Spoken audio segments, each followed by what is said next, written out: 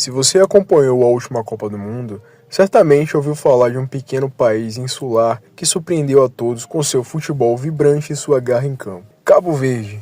Embora não estejamos aqui para falar de futebol, e o brilho recente de Cabo Verde nos gramados fez acender em algumas pessoas uma curiosidade sobre a sua história, que em suma fala muito sobre resiliência e vitória. Vamos lá. Localizado no meio do Oceano Atlântico, a cerca de 570 quilômetros da costa oeste da África, este arquipélago de 10 ilhas principais é um país que literalmente nasceu do mar e da interação de diferentes culturas, de um ponto estratégico do comércio de escravos a um símbolo de luta anticolonial. Cabo Verde é um testemunho da capacidade humana de se adaptar, resistir e prosperar. Hoje, vamos mergulhar na história desse pequeno país, desde o seu descobrimento até a sua independência, para entender como este pequeno gigante se tornou a nação vibrante que acabamos conhecendo. A história de Cabo Verde começa no século XV. Antes da chegada dos europeus, as ilhas eram completamente desabitadas, um cenário virgem no meio do Atlântico. Foi em 1456 que navegadores italianos e portugueses, como Diogo Gomes, descobriram esse arquipélago.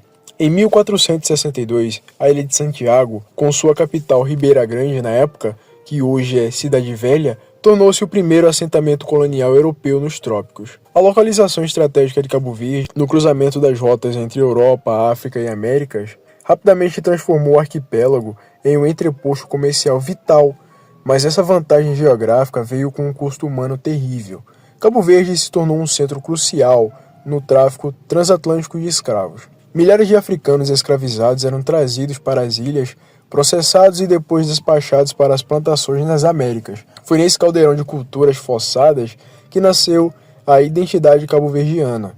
A mistura de europeus livres e escravos africanos deu origem a um povo mestiço, com uma cultura e uma linguagem crioula únicas, que hoje é a língua nacional ao lado do português. A importância de Cabo Verde era tanta que o Tratado de Tordesilhas, que dividiu o mundo entre Portugal e Espanha, em 1494, usou as ilhas como ponto de referência para traçar a linha imaginária que delimitava as posses de cada coroa. Com a abolição do comércio de escravos no século XIX, a função econômica de Cabo Verde para Portugal entrou em colapso. As ilhas, que antes prosperavam como um motor mercantil, foram relegadas a um cenário de abandono e dificuldades. As condições climáticas áridas, com secas recorrentes, tornaram a agricultura um desafio constante, levando à crise de fome e à imigração em massa. Muitos cabo-verdianos buscaram melhores oportunidades em outros países, como Estados Unidos, Portugal e Holanda, formando uma diáspora significativa que até hoje é a maior do que a população residente no arquipélago.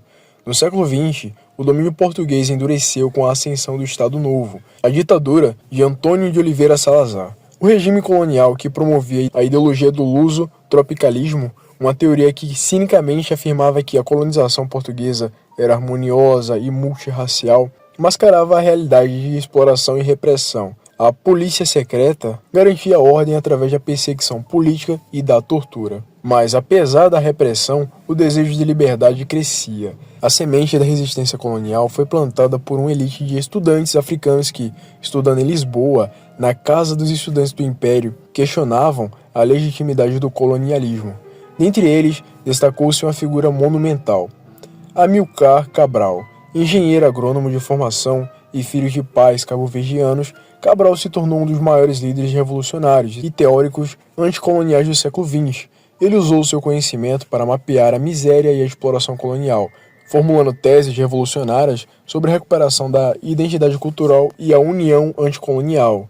Em 56, Amilcar Cabral, Arístides Pereira e Luiz Cabral fundaram o Partido Africano para a Independência da Guiné e Cabo Verde. O objetivo era unificar trabalhadores, camponeses e estudantes das duas colônias na luta contra o domínio português. O partido liderou uma prolongada campanha de libertação que culminou na independência.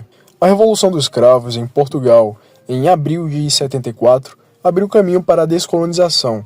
Em 19 de dezembro de 74, um acordo foi assinado entre o partido e Portugal, estabelecendo um governo de transição em Cabo Verde. Finalmente, em 5 de julho de 1975, Cabo Verde proclamou sua independência.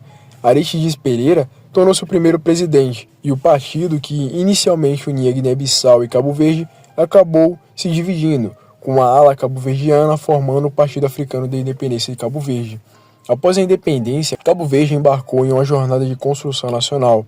Enfrentou desafios econômicos, como as secas e a necessidade de diversificar sua economia, mas também realizou uma transição pacífica para uma democracia multipartidária no início da década de 90. Hoje, Cabo Verde é reconhecido por sua estabilidade democrática, seu compromisso com os direitos humanos e sua vibrante cultura que mistura influências africanas e portuguesas, expressas na música, na gastronomia e no espírito resiliente de seu povo. A história de Cabo Verde é uma saga de superação, de ilhas desabitadas a um entreposto de escravos, de uma colônia explorada a uma nação independente e democrática.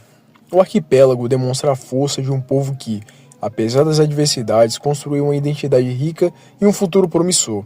O brilho de Cabo Verde na Copa é apenas um reflexo da luz que emana de sua história e de sua cultura. Você já conhecia a rica história de Cabo Verde? O que mais te surpreendeu? Deixe seu comentário abaixo e compartilhe suas impressões. Se você gostou desse mergulho na história, não se esqueça de deixar o seu like, se inscrever no canal e ativar o sininho para não perder os próximos capítulos da nossa jornada pelo tempo. Um grande abraço e até a próxima.